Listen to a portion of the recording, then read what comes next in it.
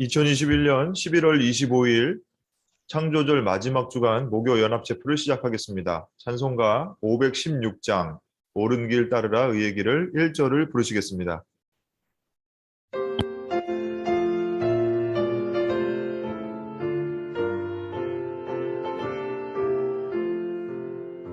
옳은 길 따르라 의의 길을 세계 만민을 찾는 길 이 길 따라서 살기를 온 세계에 전하세 만 백성이 나갈 길 어둠 밤 지나고 동 튼다 환한 빛 뻔하죠 주의 사랑이 땅에 걸어오겠네 오겠네. 하나님께서 우리의 기도를 인도해 주시겠습니다. 하겠습니다. 하나님 감사합니다. 지난 한 주간도 저희와 한순간 한순간 함께하여 주셔서 감사드리고 창조절 마지막 주 목요일에 한양대학교 가족들이 주 안에서 하나 되어 이렇게 예배드릴 수 있도록 해주셔서 감사드립니다. 지난 한 주간 매일매일을 돌아볼 때 하나님께서 주신 은혜는 셀 수 없이 큰데 정작 저희 한 사람 한 사람은 이 시간 감히 하나님 앞에 예배할 자격이 없는 자들임을 온전히 인정합니다. 남을 정죄하던 시선, 사랑하지 못한 마음, 계산적이고 이기적이었던 저희의 완악한 마음들을 예수님 이 시간 그 모든 것들을 오직 십자가 앞에 가지고 나아가게 하시고 저희가 예배할 수 있는 유일한 소망 되신 예수님, 당신의 보혈로 저희 한 사람 한 사람을 덮어주셔서 이 시간 예수님의 공로만을 힘입어 영과 진리로 예배할 수 있도록 도와주세요. 아멘. 하나님, 코로나 바이러스로 인해 온 나라가 혼란스럽습니다. 너무나 오래되어 이제는 그 전의 일상보다 현재의 삶이 더 익숙하게 느껴지기도 합니다. 이러한 혼란 가운데 여전히 세상은 서로를 탓하며 자신의 의와 강함만을 드러내려고 하는 것 같습니다. 하나님, 이럴 때일수록 부디 하나님의 자녀된 저희들은 하나님 앞에 저희의 약함을 오히려 인정하며 무너진 영역들을 다시 세워나갈 수 있는 계기가 되게 도와주세요. 더불어 여전히 보이지 않는 곳에서 질병과 싸우고 계시는 질병관리본부 및 의료진 분들께 힘과 지혜를 더해 주시기를 원하며 환자들과 환자분의 가족분들 또한 저희 한양대학교 가족분들을 주님께서 보호하여 주시고 지켜주세요. 하나님, 한양대학교 체프를 세우신 분도 하나님이시고 저희 공동체를 향해 여전히 소망을 품고 계시는 분도 하나님이신 줄 믿습니다. 저희 공동체가 각자의 계산과 이익을 위해 하나 되지 않게 도와주시고 부디 예수님 안에서만 하나 되게 하셔서 서로를 용납하고 품어낼 수 있도록 도와주세요. 특별히 하나님께서 세우신 이천진 교목실장님께 지혜를 허락해 주시고 영육간에 강건하게 해주셔서 예수 그리스도의 마음으로 주어진 사명을 잘 감당해 가실 수 있도록 도와주시고 오늘도 하나님의 말씀을 전하실 때 성령님 함께하여 주셔서 저희 공동체를 향한 하나님의 그 마음을 온전히 잘 전달하실 수 있도록 도와주세요. 오늘도 이 예배를 위해 보이지 않는 곳에서 예배를 준비한 손길들을 축복해 주시기를 원하며 저희 모두가 몸은 떨어져 있어도 한 성령님 안에서 한 마음과 한 뜻으로 함께 예배드릴 수 있도록 도와주세요.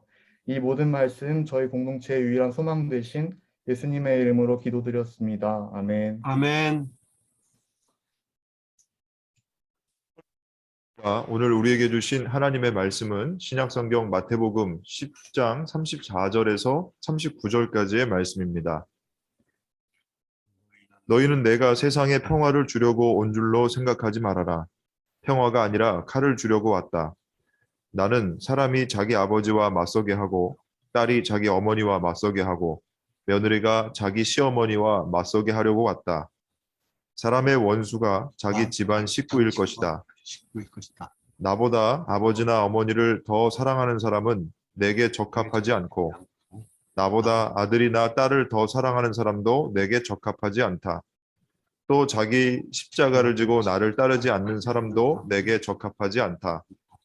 자기 목숨을 얻으려는 사람은 목숨을 잃을 것이요 나를 위하여 자기 목숨을 잃는 사람은 목숨을 얻을 것이다. 복음서의 말씀입니다. 주님을 찬양합니다. 이 시간에는 조한나 학생께서 찬송가 484장 내 맘의 주여 소망되소서 연주를 해주시겠습니다.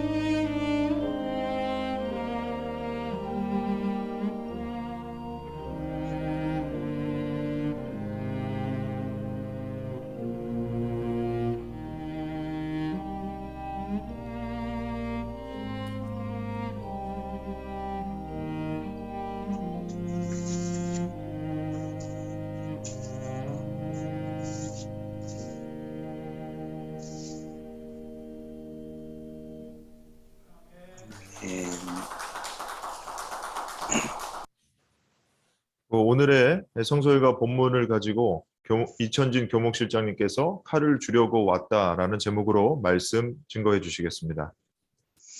네, 인사 나누겠습니다. 안녕하세요. 안녕하세요. 안녕하세요. 안녕하세요. 안녕하세요. 반갑습니다.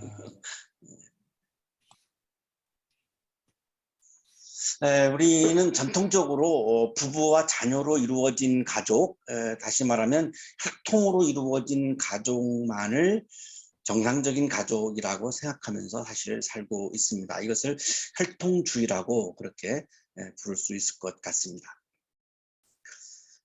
자, 그런데 혈통의 가치가 정의와 공정의 가치보다 더 중요한 가치를 가지게 되면 정의로운 사회, 공정한 사회를 이루는 것은 어려워집니다.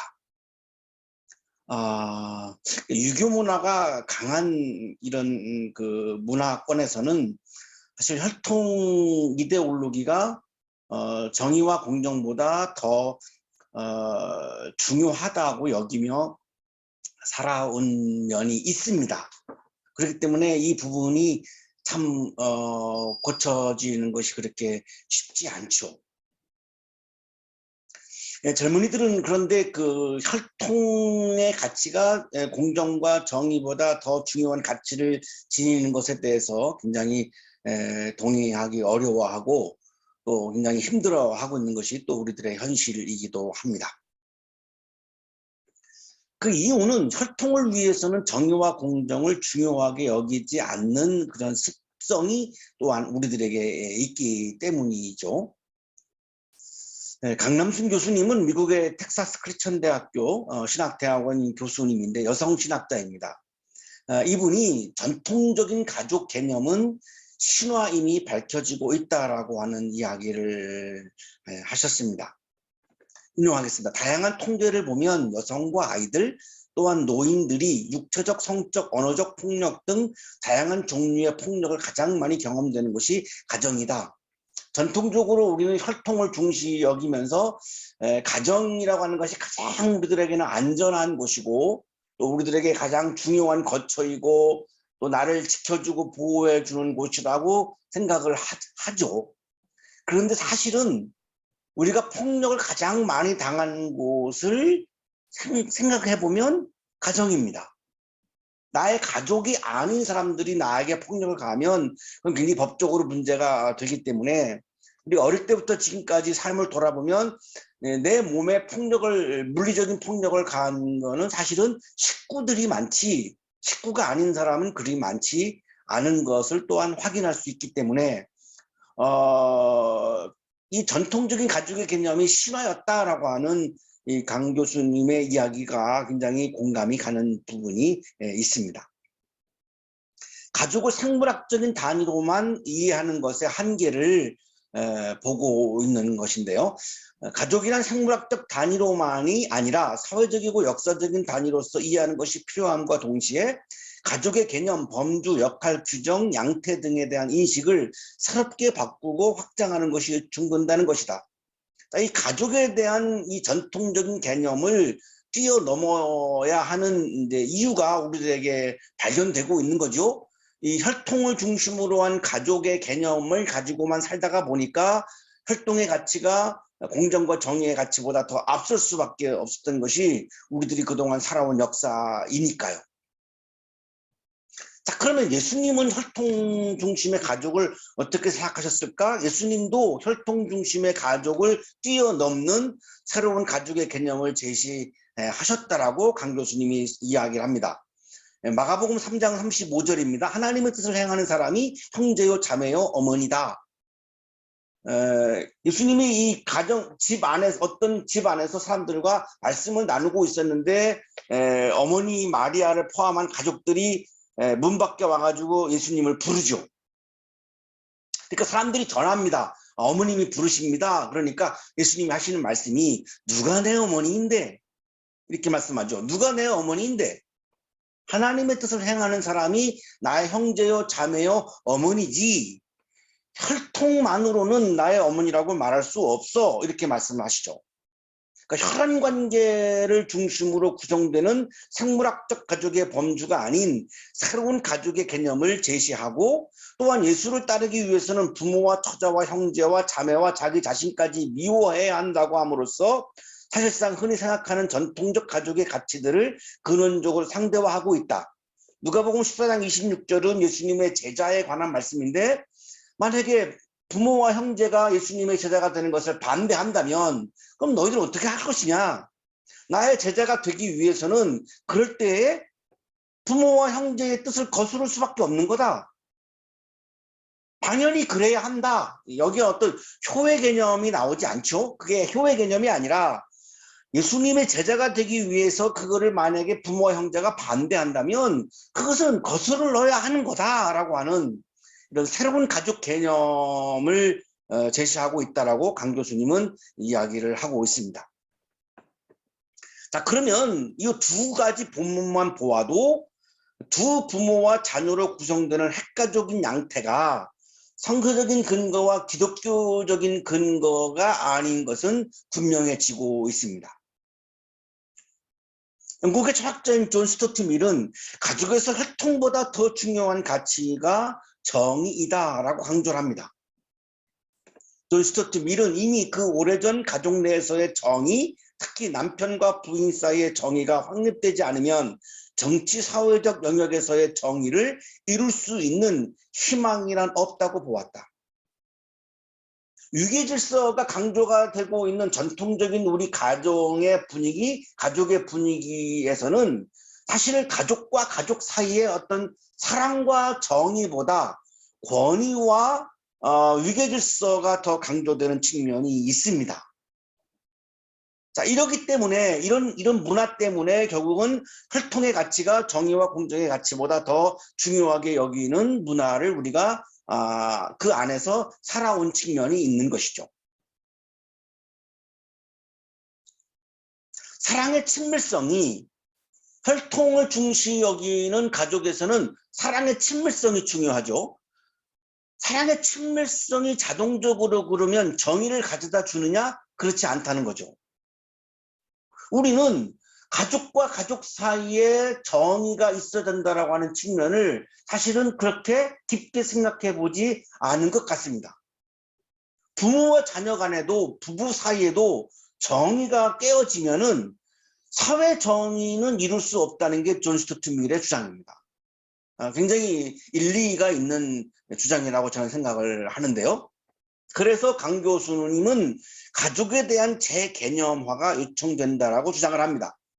이러한 재개념화는 가족 구성원들 간의 수평적 평등관계와 구성원들의 이익 공유가 전제되어 형성되어야 한다. 우리는 가정에서 아버님 그러면은 사랑스러운 분이라는 거 느낌보다는 무서운 분, 나이 차이가 많은 형 같은 경우 나에게 사랑스러운 형이라기보다는 굉장히 무서운 형이라고 하는 느낌이 있는 게 사실이기 때문에 이 가족에 대한 재개념화가 절실히 요청된다라고 강남순 교수는 주장을 하고 있습니다. 혈연 관계를 중심으로 구성되는 생물학적 관계의 가족 개념을 고집하게 되면 가장 문제가 되는 것이 가족 이기주의입니다. 혈통이 정의와 공정의 가치보다 더 중요하니까 가족 이기주의는 너무나 당연시 되는 거죠. 자, 그런데 생물학적인 관계의 가족 개념을 고집한다면 가족 이기주의로 갈 수밖에 없는 거죠. 이 가족 이기주의를 해결하려면 혈통을 위해 이 혈통의 가치보다 정의와 공정의 가치가 더 중요시 여겨야 하는데, 자, 그런데 전통적인 혈통을 중심으로 한 가정에서는 정의와 공정을 포기할 위험이 많습니다. 며칠 전에 수능 시험이 있었는데 다른 가정의 자녀들은 시험을 잘 못 보고 우리 집안의 이 자녀는 시험을 잘 보게 해주십시오라고 기도한 그리스도인들이 있을 것 같아요. 자, 이 가족 이기주의죠. 그러면 예수님 편에서 볼 때는 내가 시험을 좀 못 보기를 원했던 다른 가족의 자녀들을 내 자녀와 다르게 생각했을까요? 예수님은 똑같이 사랑했을 거란 말이죠. 그러면 기도라고 하는 것만으로 그것은 기독교의 기도라고 말할 수 없는 결론에 이르게 되기 때문에 굉장한 우리들의 신앙의 혼란과 문제가 발생하는 거죠. 허재님이라고 하는 농구 대통령의 별명을 가지고 있는 그분이 얼마 전에 방송에 나와서 하는 이야기를 들었습니다. 자기가 감독을 하고 있는데 자신의 아들을 선택하지 않았습니다. 아버지이기 때문에. 실력으로나 드래프트 순위로는 그 아들을 선택하는 게 너무나 당연한 것이었는데 아버지가 아들을 선택할 수 없었기 때문에 선택하지 않죠. 그때 이혼 당할 뻔했다 이런 고백을 하더라고요. 그 엄마가 너무나 서운하니까 이혼 당할 뻔했다. 혈통의 가치가 중요하지만 공정과 정의의 가치가 깨질 수 있기 때문에 차마 아들을 선택하지 못했던 그 마음, 그래서 이혼 당할 뻔했던 그 마음, 이런 게 지금 현재 우리들의 삶의 문화이고 분위기라고 볼 수 있는 거죠. 오늘의 성서복음 마태복음 10장 34절 39절의 말씀은 예수님께서 하나님의 나라를 부정하는 사람들에게는 평화가 아니라 칼을 주려고 왔다라고 하신 말씀입니다. 굉장히 의아한 본문이죠.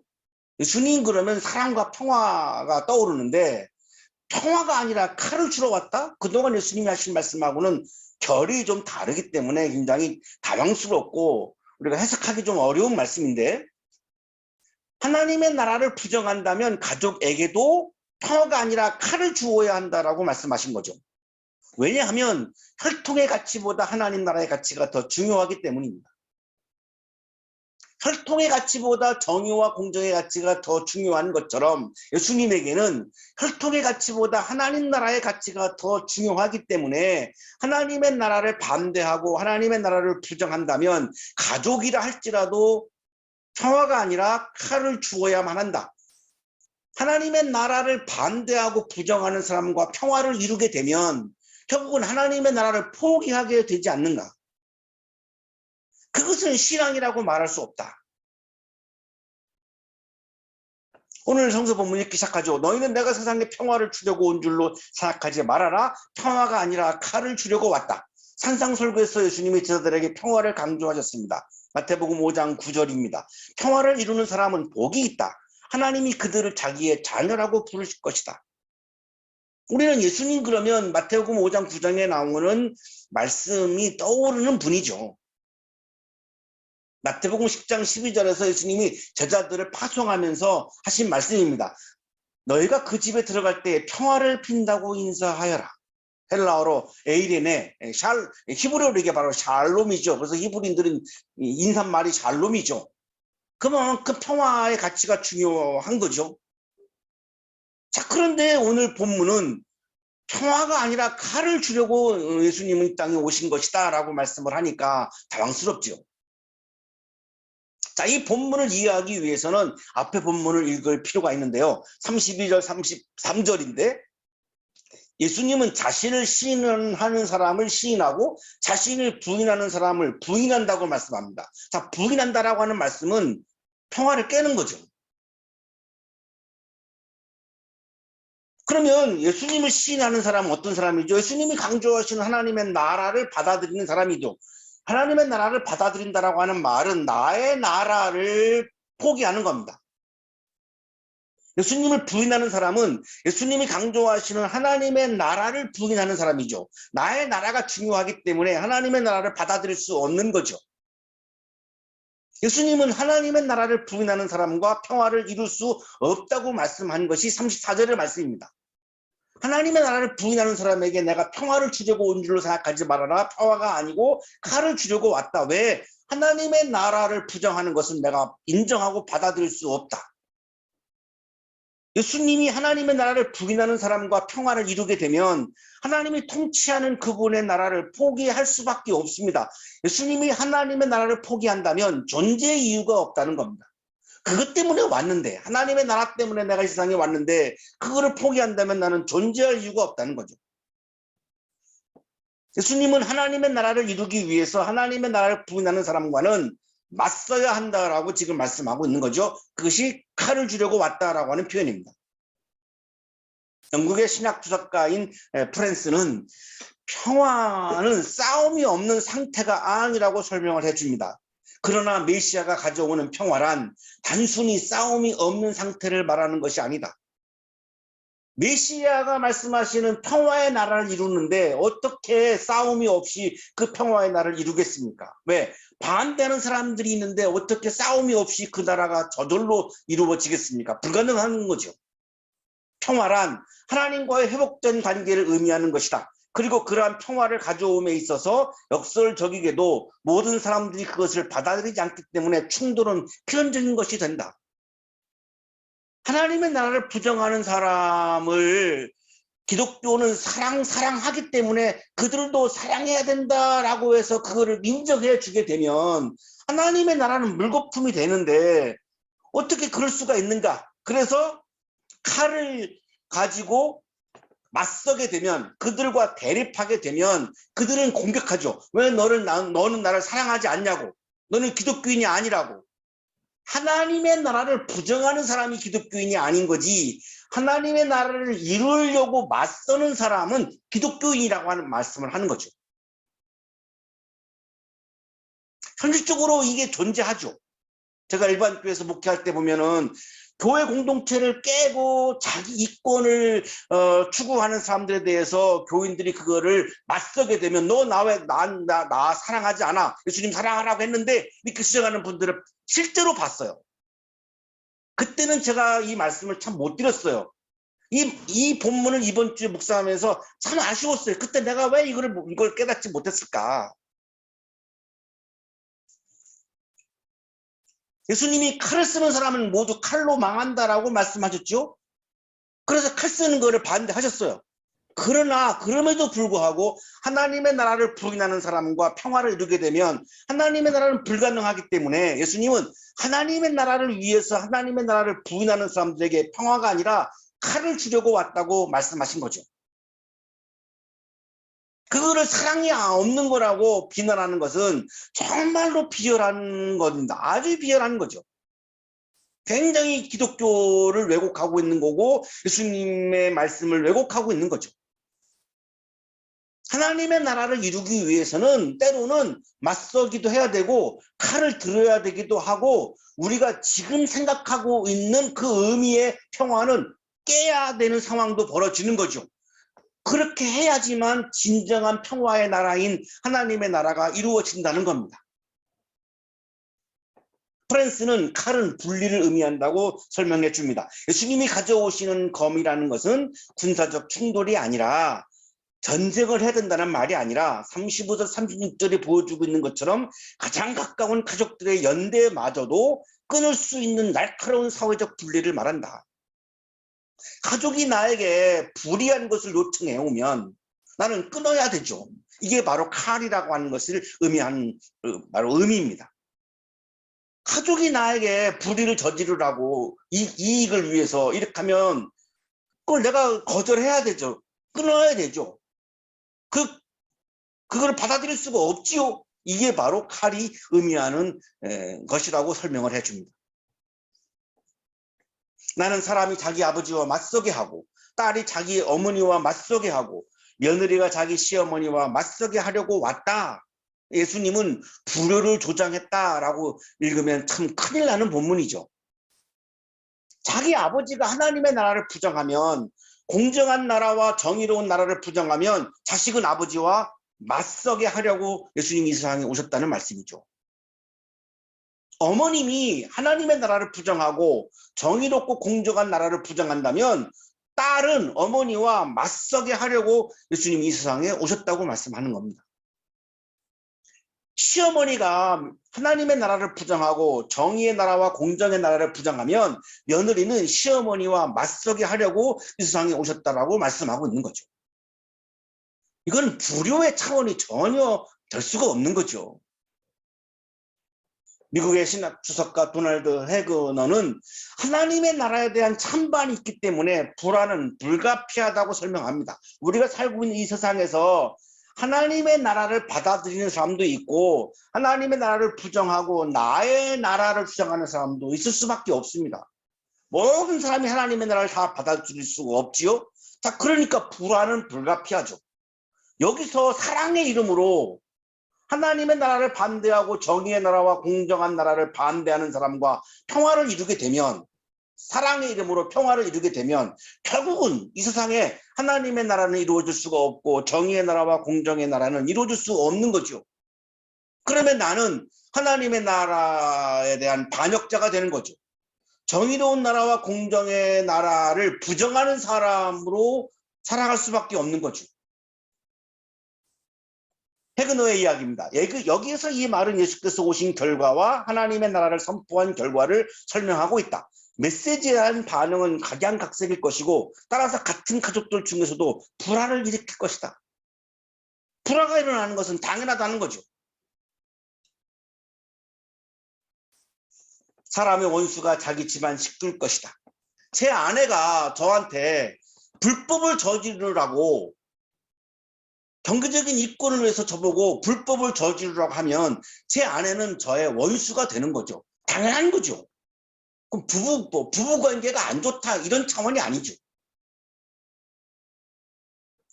나보다 아버지나 어머니를 더 사랑하는 사람은 내게 적합하지 않고 나보다 아들이나 딸을 더 사랑하는 사람도 내게 적합하지 않다. 하나님의 나라를 부정하는 아버지와 어머니를 효도라는 이름으로 사랑이라는 이름으로 따르는 사람은 예수님을 따르는 사람이 아니라고 말씀하고 있는 거죠. 하나님의 나라를 부정하는 아들과 딸을 지지하는 부모는 예수님을 따르는 사람이 아니라고 말씀하고 있는 거죠. 가족 이기주의를 위해서 예수님의 꿈인 하나님의 나라를 부정하고 공정한 나라와 정의로운 나라를 부정하고 자신의 나라를 이루고 자신의 이권을 추구하는 사람은 예수님과 함께 하나님의 나라를 향하여 함께 길을 걸어갈 수 없다고 말씀하고 있는 거죠. 신앙의 길에 들어설 수가 없다고 말씀하고 있는 거죠. 또 자기 십자가를 지고 나를 따르지 않는 사람도 내게 적합하지 않다. 자신의 이익을 추구하는 이기적인 마음을 버리는 것이 쉽지 않습니다. 나의 가족들을 사랑하는 것처럼 다른 가정의 가족들을 사랑하고 다른 가족의 자녀들도 나의 자녀들과 같이 귀하게 여기는 이 가족 이기주의를 버리는 것이 현실에서 우리가 쉽지 않습니다. 고백하지 않으려 할 수가 없습니다. 십자가를 지는 마음을 품을 때 가능해지는 거죠. 그래서 예수님은 자기 십자가를 지고 나를 따르지 않는 사람도 내게 적합하지 않다라고 십자가를 지는 것을 지금 말씀하고 있는 거죠. 가족 이기주의를 버리고 하나님의 나라를 지향하고 십자가를 지는 마음으로 사는 사람이 예수님을 따르는 사람이라고 말씀하고 있는 거죠. 예수님의 비전, 예수님의 꿈인, 예수님의 삶의 목표인 하나님의 나라를 받아들이지 않고 예수님을 따르지 않는 사람은 예수님과 하나님 나라에 적합하지 않다고 지금 말씀하고 있죠. 내게 적합하지 않다. 가족 이기주의를 추구하고 혈통의 가치가 하나님의 나라보다 정의와 공정의 가치보다 더 중요하다고 생각하면서 살아가는 사람들은 하나님의 나라에 적합하지 않은 사람이고 예수님을 따르지 않는 사람이다. 신앙의 길을 걸어가는 사람이 아니다. 그걸 인정해라. 그거를 반대하는 사람들을 왜 사랑하지 않느냐라고 비난하면서 신앙적이지 않다라고 하는 비난은 하지 말아라 제발. 자기 목숨을 얻으려는 사람은 목숨을 잃을 것이요 나를 위하여 자기 목숨을 잃는 사람은 목숨을 얻을 것이다. 자기 목숨을 얻으려는 사람은 목숨을 잃을 것이다 라고 말씀하고 있는데 여기 목숨은 헬라어 성서에 푸시케라고 기록되어 있습니다. 영어로 옮기면 soul이고 우리말로 하면 혼을 의미하는 거죠. 자기 혼을 주장하게 되면 예수님의 혼을 잃는다는 말입니다. 소크라테스는 혼을 욕망과 이성과 기계로 설명을 했습니다. 국가에 나오죠. 결국 혼에는 세 가지 아닌 두 가지 종류의 것들, 즉 헤아리는 부분 이성과 욕구적인 부분 욕망만 있는가? 혼에도 이 셋째 것, 즉 격정적인 부분 기계가 있는가? 그러면 자신의 혼을 추구하는 사람은 자신만을 위한 욕망, 이성, 티모스를 추구하는 거죠. 그 사람을 우리는 이기적이라고 부르는 건데 자신만을 위한 욕망, 자신만을 위한 이성, 자신만을 위한 티모스를 추구하는 사람은 예수님을 위한 혼을 이룰 수밖에 없죠. 예수님을 위한 욕망, 예수님을 위한 이성, 예수님을 위한 티모스를 입는 것은 너무나 당연한 거죠. 그것은 신앙의 길을 걸어가지 않는 거죠. 예수님을 위해서 하나님의 나라를 위해서 자신만을 위한 욕망과 이성과 티모스를 용기 있게 내려놓고 예수님의 혼, 하나님의 나라를 지향해 가는 예수님의 혼과 예수님의 소울을 받아들여서 내 안에 나의 소울이 가득한 것이 아니라 하나님의 나라를 지향하는 예수님의 소울이 가득한 사람이 바로 믿음의 길을 걸어가는 사람인 거죠. 그 사람은 예수님과 함께 하나님의 나라를 향해서 걸어가는 영성을 얻는 거죠. 이게 바로 목숨을 얻을 것이다 라고 하는 예수님의 말씀이죠. 예수님의 혼을 내 안에 채우고 예수님의 혼을 품고 예수님과 함께 하나님의 나라를 향해서 걸어가는 그 길에서 우리는 하나님의 나라의 기쁨을 경험하는 것이죠. 내 욕망이 이루어질 때 오는 쾌락이 아니라 하나님 나라의 기쁨을 경험하는 거죠. 그 하나님 나라의 기쁨은 이 세상 그 어떤 것도 빼앗아갈 수 없는 어떤 환경의 지배를 받지 않는 그런 기쁨이죠. 그거를 우리는 영적인 기쁨이라고 말하죠.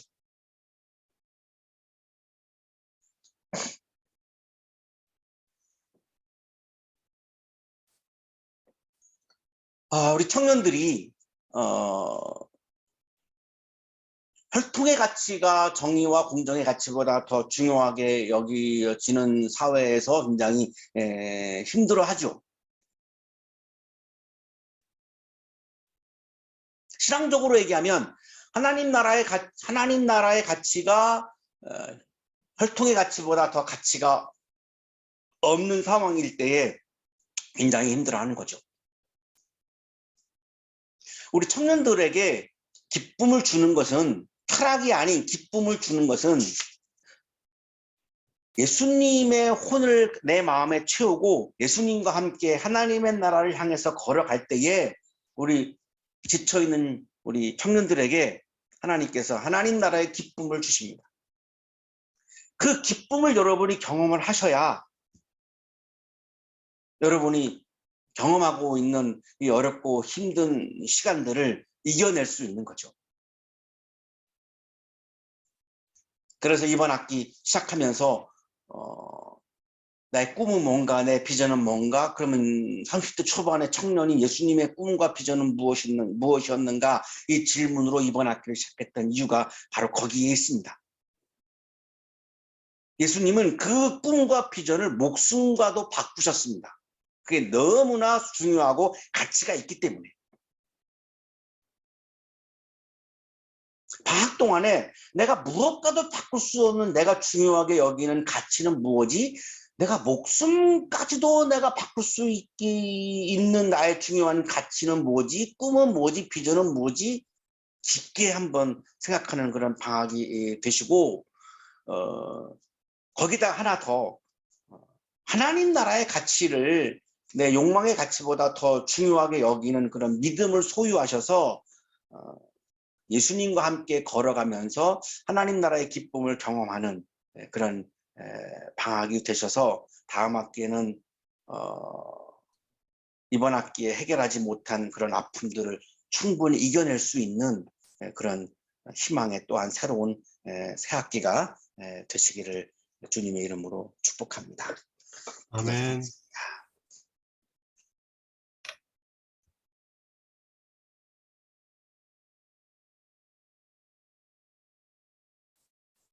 거룩하신 주님, 우리가 최선을 다하지만 공정과 정의의 가치보다, 하나님 나라의 가치보다 욕망의 가치를 더 소중하게 여길 때가 많이 있음을 고백합니다. 오늘 말씀을 통해서 우리가 그 길에서 되돌이켜서 공정의 가치를 향하여, 정의의 가치를 향하여, 하나님 나라의 가치를 향하여 힘차게 걸어가는 곳에 진정한 기쁨이 있음을 말씀해 주셔서 감사합니다. 거기에 새로운 희망이 있기에 주님 다시 한번 또한 감사드립니다. 감사의 마음을 예물에 담아 드리오니 기쁘게 받아주시고 예물을 드리는 손길 위에 크신 은혜를 부어 주옵소서. 예수 그리스도 이름으로 기도하옵나이다. 아멘. 아멘. 공동체 소식을 알려드립니다. 이번 주는 창조절 마지막 주간입니다. 다음 주부터는 교회력의 시작인 대림절 첫째 주간인데 우리가 예수님을 소망하는 마음으로 살아갈 수 있기를 바랍니다. 오늘 기도해 주신 이정욱 학생께 감사드리고 바쁘신 중에도 채플에 참석해 주신 여러분 모두에게 감사의 마음을 전합니다. 이 단계적 일상 회복으로 이행함에 따라서 연일 지금 확진자하고 위중증 환자가 계속 증가 추세인데 이제 학기 말이나 연말 맞아서 모임이 참 많은 것 같습니다. 이런 가운데 모두 안전에 유의하시고 늘 건강하셔서 저희가 속히 다시 만날 수 있도록 기도해 주시기를 바랍니다. 코로나로 인해서 줌으로 체프를 계속해서 드리고요. 체프를 봉헌해 주실 분, 예물을 봉헌해 주실 분들은 지금 화면에 송출되는 계좌로 이체해 주시기를 바랍니다. 이천진 교목실장님께서 축도해 주시겠습니다. 이제는 우리에게 하나밖에 없는 생명까지도 아낌없이 사랑으로 나누어 주시는 예수 그리스도의 은혜와 오늘도 우리에게 말씀을 주시는 하나님의 사랑하심과 우리에게 생명의 기운을 주시는 성령의 역사하심, 하나님의 나라를 가장 중요하게 여기는 믿음을 우리들의 마음에 품고 예수님의 하나님의 나라를 지향하는 예수님의 혼을 우리들의 마음에 채우고 하나님의 나라를 이루기 위해 세상을 향하여 힘차게 나아가는 우리 모든 한양 가족들의 삶 속에 지금부터 영원토록 함께 하시기를 간절히 축원하옵나이다. 아멘. 아멘. 목사님 수고하셨습니다. 목사님 감사합니다. 감사합니다. 감사합니다. 네, 감사합니다. 테라 선생님도 수고하셨습니다. 감사합니다.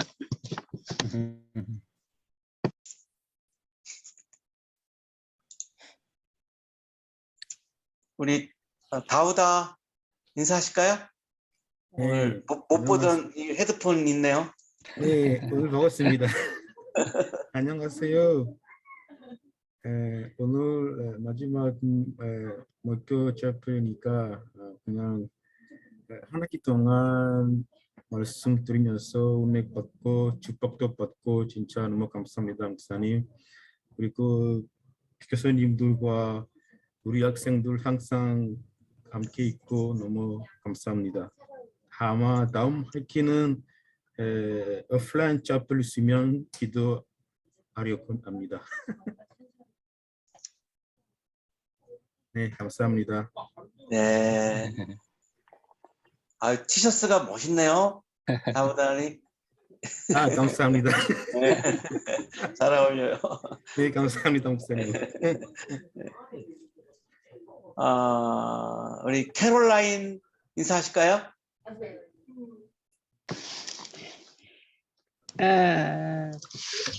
Good afternoon, everyone. Thank you for today's fellowship, and may the good Lord continue to bless you. Thank you. 네, 맞습니다. 우리 수연 씨. 안녕하세요. 이수연입니다. 이렇게 평일 중에 하나님 말씀을 듣고 묵상할 수 있는 시간이 목요 채플 시간이 있어서 정말 귀하다고 생각이 들고 요즘에 항상 하나님 나라보단 제 미래나 진로나 내가 뭘 하고 싶은 건지 이런 것들만 생각을 했었는데 그 안에서 하나님이 기뻐하시는 뜻이 뭘까라면서 하나님의 나라와 하나님의 가치를 좀 더 생각해 봐야겠다고 깨달았습니다. 우리 이창섭 단장님 좀 바쁜 일이 있어서 나가신다고 인사하셨고요. 네, 정옥 씨. 네, 안녕하세요. 우선은 오늘 말씀을 들으면서 저는 제가 하나님 나라에 가장 큰 가치를 두고 있는가? 이거를 좀 많이 생각해 보게 됐던 것 같아요. 그래서 나는 세상의 것들하고 오히려 좀 평화를 이루고 있는 것 같다라는 그런 생각이 들어서 좀 더 반성을 하게 되었던 계기가 되었던 것 같고요. 그리고 이제 매주 목요일마다 이렇게 하나님 말씀을 이제 김모 시장님 통해서 듣고 함께 이렇게 교제할 수 있다는 게 참 귀하다는 거를 항상 내 마음속에 감사하고 있고 그리고 정말 다음 학기 때는 정말 대면으로 함께 했으면 좋겠다라는 생각이 있던 것 같아요. 감사합니다. 네, 우리 이민구 선생님 안녕하세요. 들리시나요? 네네네, 잘 들립니다. 네.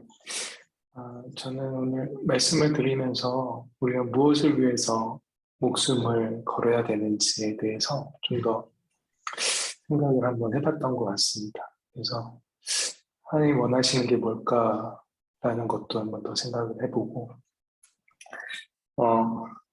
사실 저는 이제 고등학교 3학년 때부터 좀 이렇게 꿈을 하나 가졌는데 이제 북한에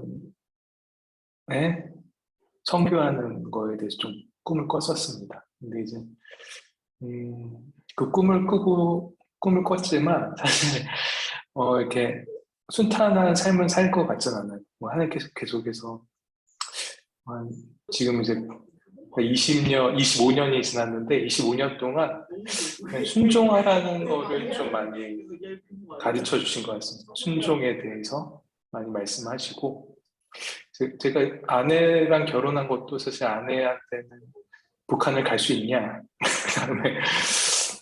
그다음에 그런 걸 물어봤을 때 아내가 갈 수 있다고 해서 결혼한 것도 있거든요. 근데 이제 제가 이제 미국이랑 캐나다로 자꾸 이제 박사과정을 가려고 했던 것도 북한으로 들어가려면 한국 국적으로는 안 되니까. 그런데 이제 뜻대로 안 되고 결국 이제 국내에서 박사를 하게 됐는데, 아무튼 이제 뭐 지금은 뭐 보이지 않는 것 같은 꿈이기도 하지만 사실 제가 이제 최근에 좀 기도 제목도 같이 나누자면, 저희 교회가 굉장히 좀 보수적인 교회거든요. 그래서 어떤 같이 뭐 연합한다는 거가 굉장히 좀 어려운 교회이기도 한데, 왜냐면 이제 자체적으로 뭔가를 하려고 하고 뭔가 이제 함께 한다는 거에 대한 게 되게 좀 어려운데, 제가 최근에 그 컴패션이라는 어떤 북한 선교와 이제 협력할 수 있는 거를 좀 계획을 해서 제가 이번 주 토요일 날 저희 교회에 있는 해외 선교부 뭐 장로님, 부장이랑 지금 제가 차장으로 속해 있는데, 아무튼 이제 그 북한 사역을 한번 컴패션이랑 같이 해보자.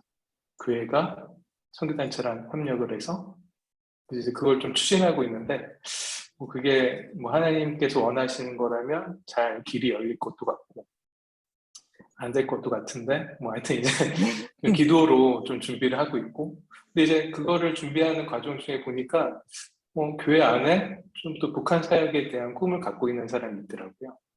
특히 이제 저희 중국동 지역에 뭐 이제 탈북한 청소년 중에 부모가 없고 그냥 아이들끼리서 모여서 공동체 생활하는 사람이 있다, 어떤 그런 데가 있다고 하더라고요. 그래서 이제 그런 것도 이제 저희가 이제 중국동 지역에 있으니까 좀 같이 연합해서 좀 해보자.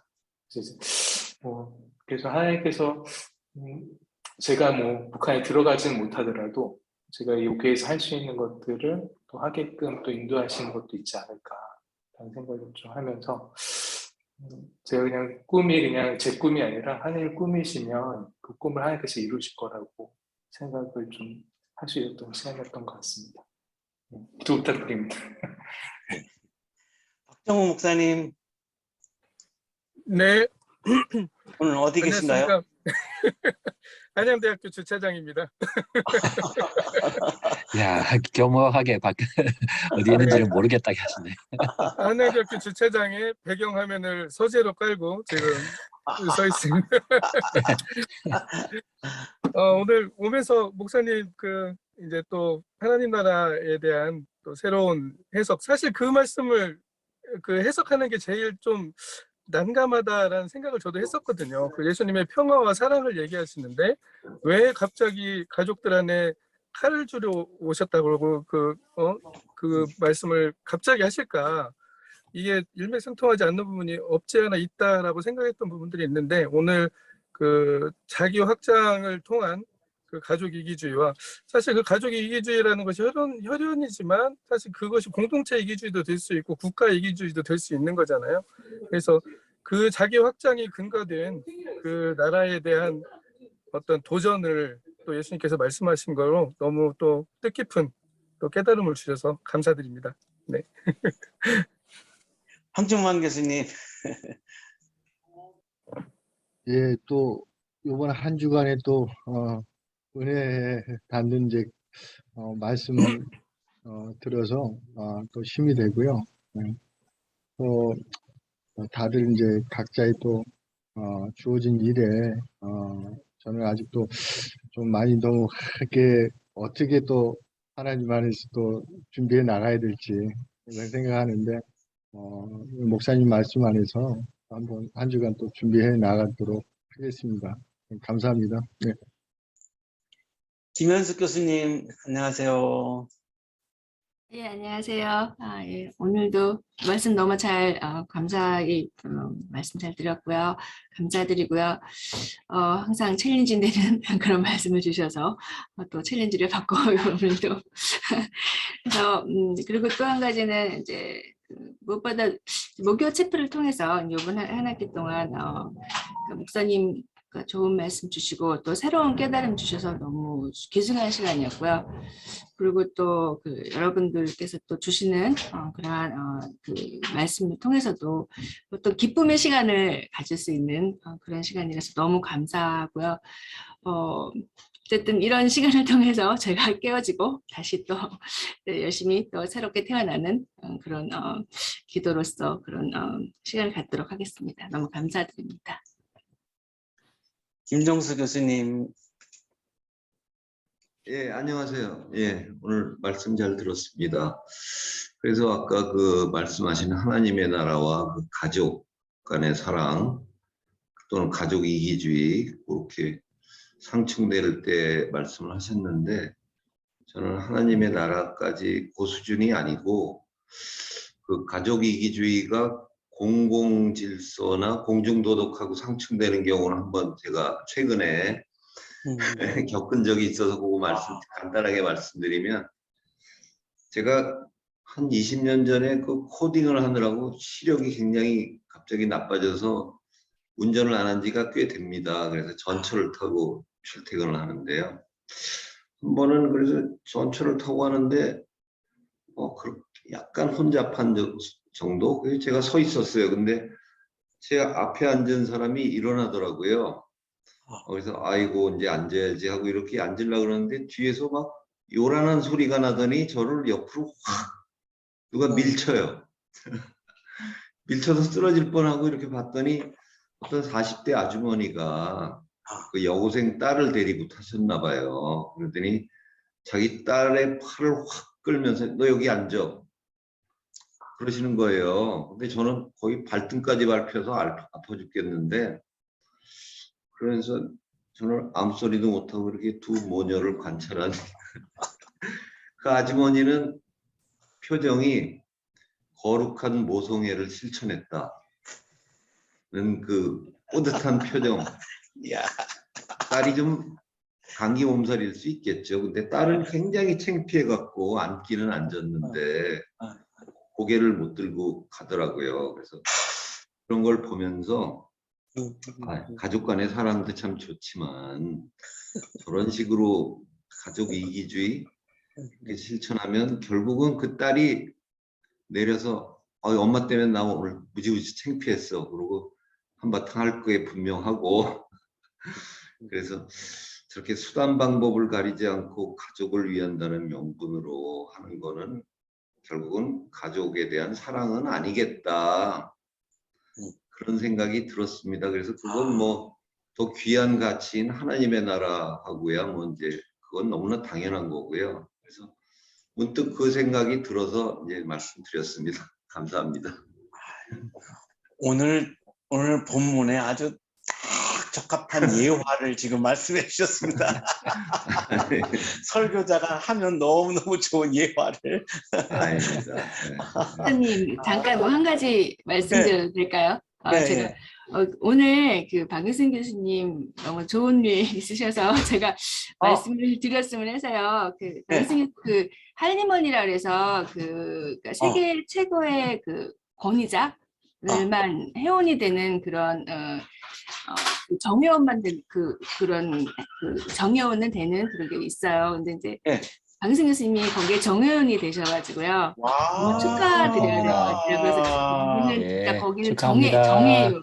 한국에서 최고들만 이렇게 거기에 정회원이 되고 되게 어려운 그런 건데 그래서 다들 축하드려야 될 것 같아요. 그래서 축하드립니다. 네, 축하드립니다. 한턱 많이 쏘세요.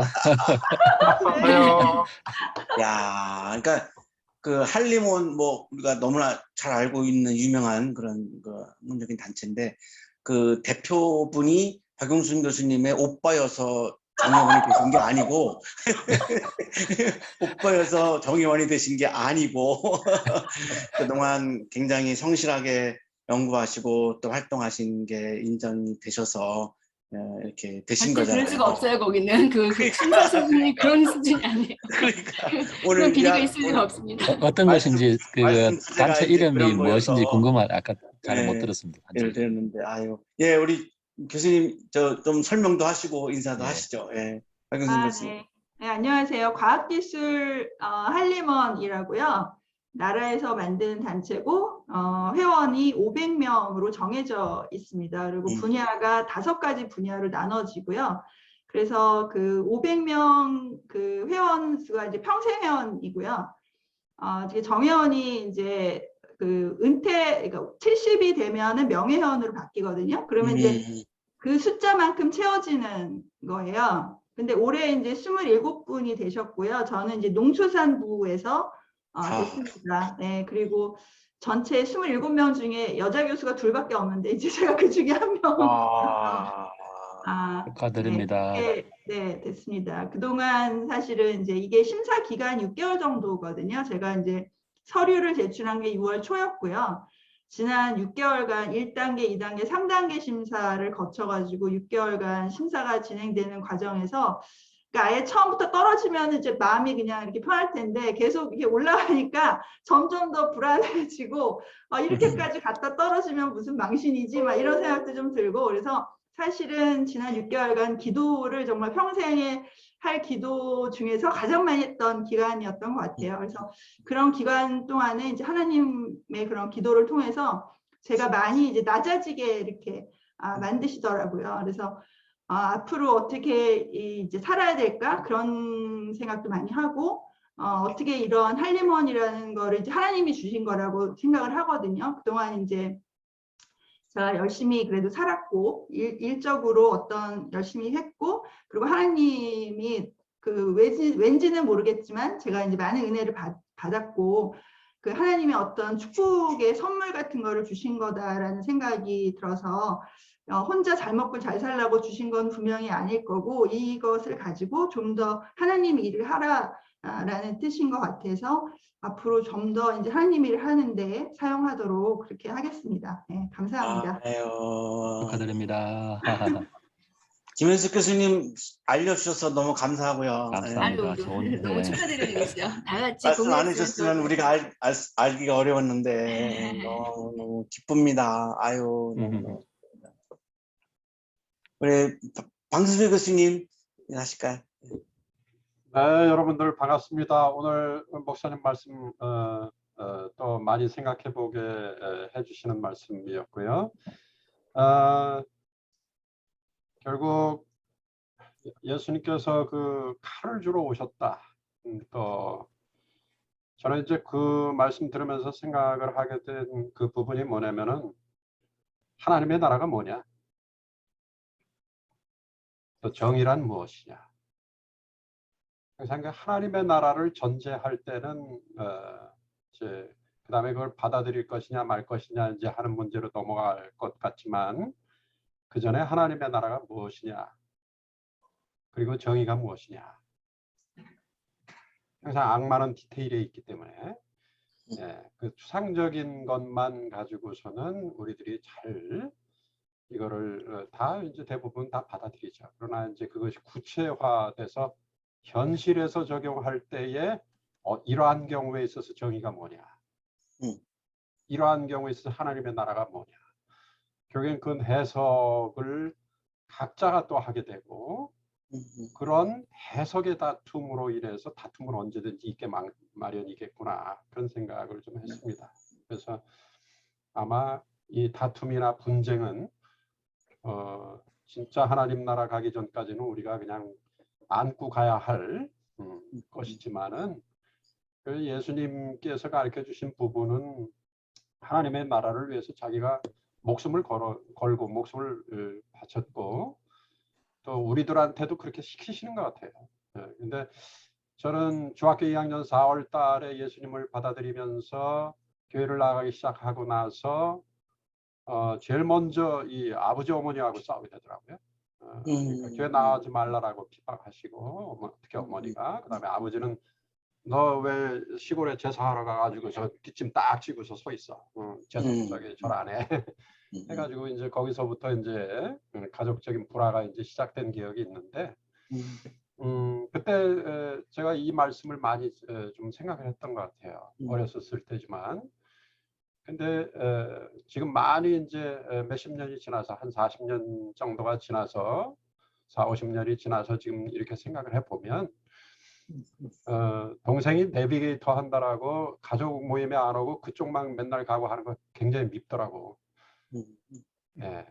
그러니까 어떤 때는 이 예수님 뭐 선교나 또 복음을 전한다라고 하는 이 명목으로 가족과의 그 어떤 그 모임이라든가 이 우애라든가 이런 부분에 관해서 좀 등한시하는 부분들도 있는 것 같다. 살다 보니 이제 이렇게 그런 거는 오히려 나머지 가족들에게 이제 별로 좋은 인상이 안 주어진 경우도 이제 제 개인적 경험으로는 있었기 때문에, 그래서 이제 구체적인 상황 속에서 정말 지혜롭게 잘 이제 이걸 생각해야 되겠다. 괜히 쓸데없이 너무 싸우려고 들었다라 안 되겠다.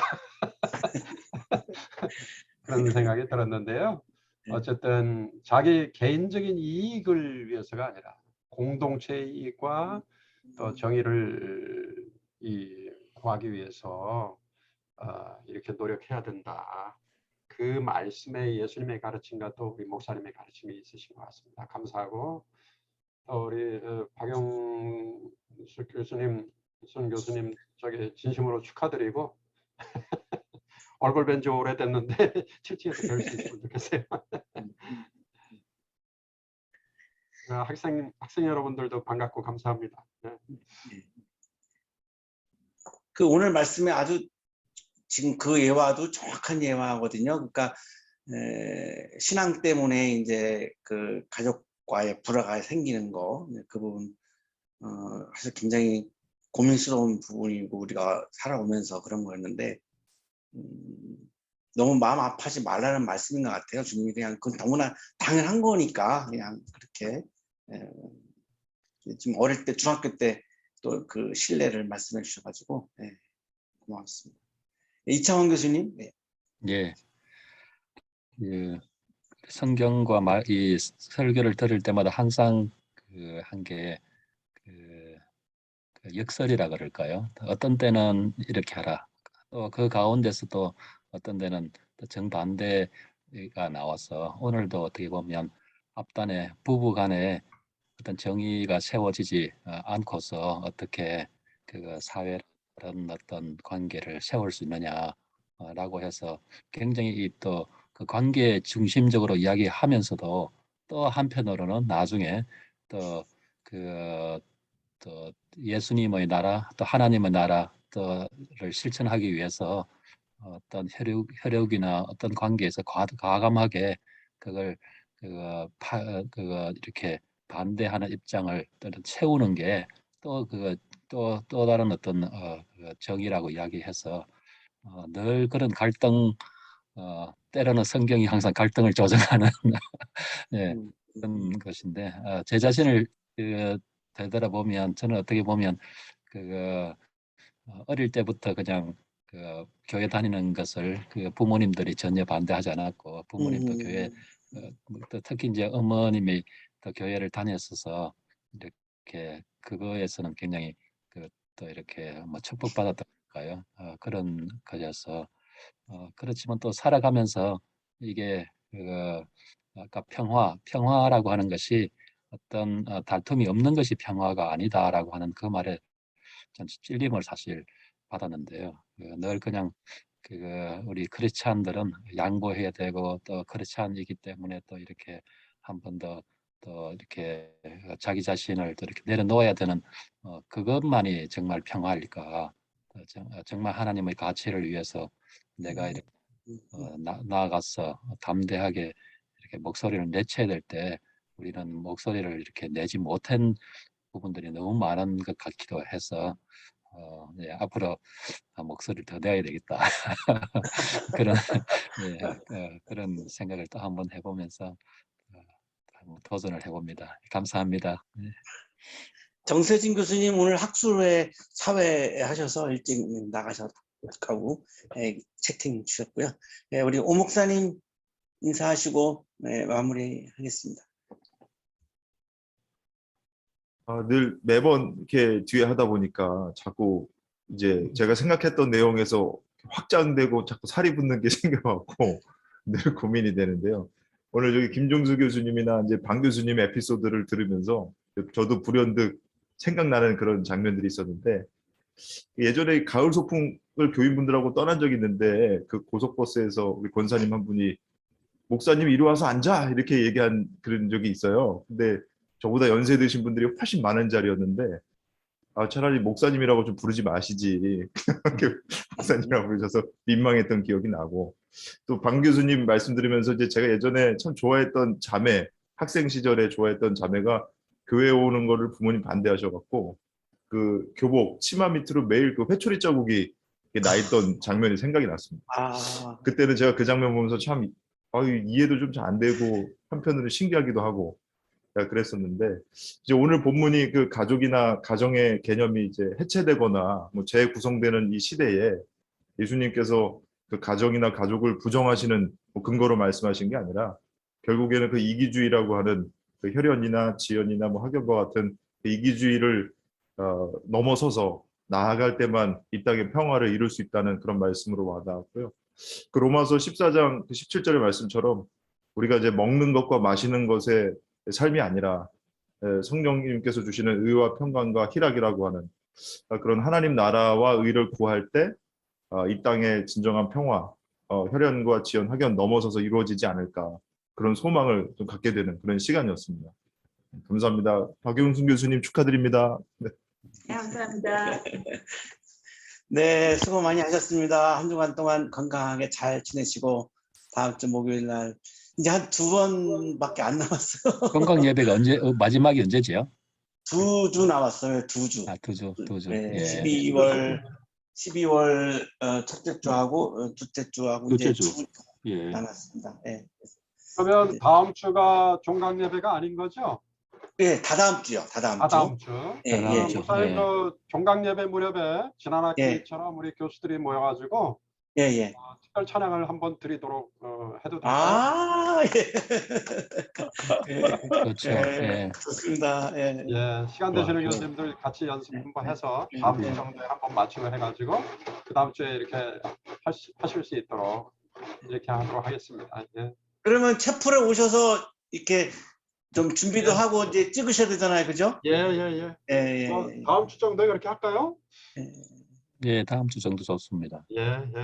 아니면 우리 뭐 여기 와 계시는 분들, 우리 학생분도 같이 뭐 여건이 되면 네, 맞아요. 뭐 교수들 여건이 되면 여기 많지도 않은데 여건이 되시는 분들 같이 우리 이렇게 하면 훨씬 더 또. 김현숙 교수님 꼭 같이 하시면 좋을 것 같아요. 한 번도 우리 채플에 오다 보셔가지고. 예, 영광입니다. 박영선 교수님 꼭 오셔야 돼요. 노래 너무 잘하세요. 그렇죠. 모시고 두 분이. 맞아요. 박영선 교수님도 오시고. 예, 다음 주에 뵙겠습니다. 건강하시고요. 예, 한 주간 잘 보내세요. 감사합니다. 예, 우리의 점심은 계속되지요.